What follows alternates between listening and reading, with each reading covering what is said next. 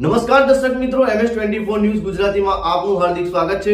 હું છું મુસ્તફા ગાજીને। હવે જોઈશું આજના મુખ્ય સમાચાર।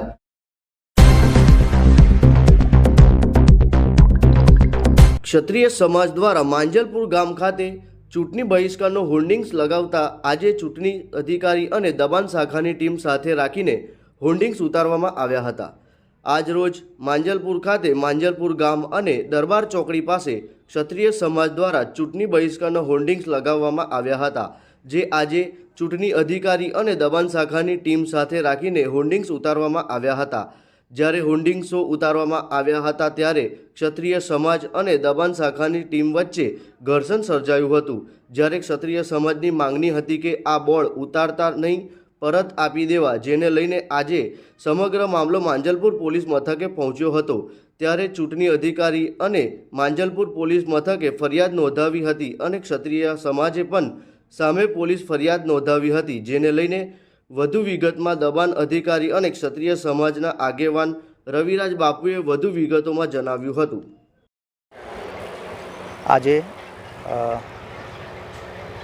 ઉત્તર ઝોનના દક્ષિણ ઝોનના નોડલ ઓફિસર શ્રી નીતિન સોલંકી સાહેબના આદેશ મુજબ FSTના શ્રી અભિષેક ત્રિવેદી એમને સાથે રાખીને માંજલપુર ગ્રામ અને દરબાર ચોકડી પાસેથી રાજકીય બોર્ડ ઉતારવામાં આવેલ છે 2, જેના લીધે પબ્લિક સાથે ઘર્ષણ થયેલ છે।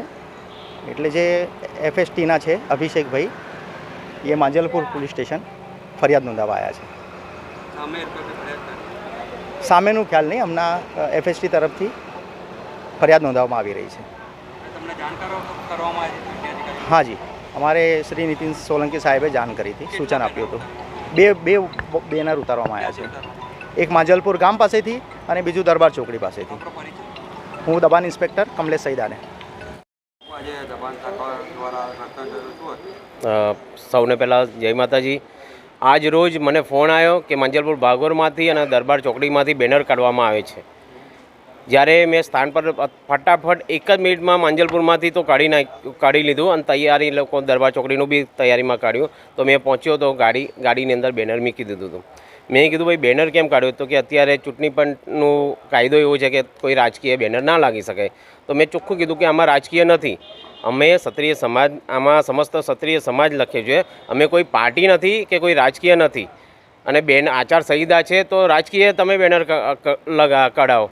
કેટલાય બેનરો રાજકીય લાગ્યા છે પણ છતાંય એ બેનર નથી દેખાતા। આ લોકો કહે છે કે 2ની કમ્પ્લેન છે, તો આ જ બેનર કેમ દેખાયા? તો જ્યારે રોકવામાં આવ્યા તો અમને કહે છે પોલીસ કમ્પ્લેન કરીશું, આ કરીશું।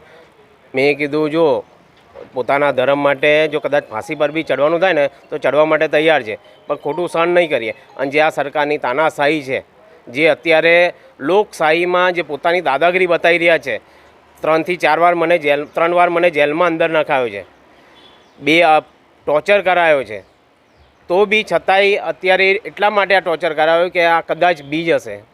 પણ એ લોકોને કહેવા માંગીશ કે આ રાજપૂતના દીકરા છે, અમને ડર બર અમારા અંદર ના આવે। અમારો એક નાનો છોકરો હોય ને, એ બી 36ની છાતી લઈને ઊભો હોય, એટલે ડર અત્યાર માંજલપુર એટલા માટે કે અમારી એક જ માંગ છે, ભાઈ બેનર અમારું છે પાછું લગાવી દો, બરાબર છે, બીજી કોઈ જ માંગ નથી। અમે કોઈ રાજકીય નથી, અમારું ખાલી એક જ છે કે અમારો રૂપાલાનો વિરોધ છે, તો કે છે નહીં બેનર કાઢવું જ પડશે। ના, ફરિયાદ એ લોકો કરે છે મારા ઉપર, જરૂર પડશે તો કરી લઈશું।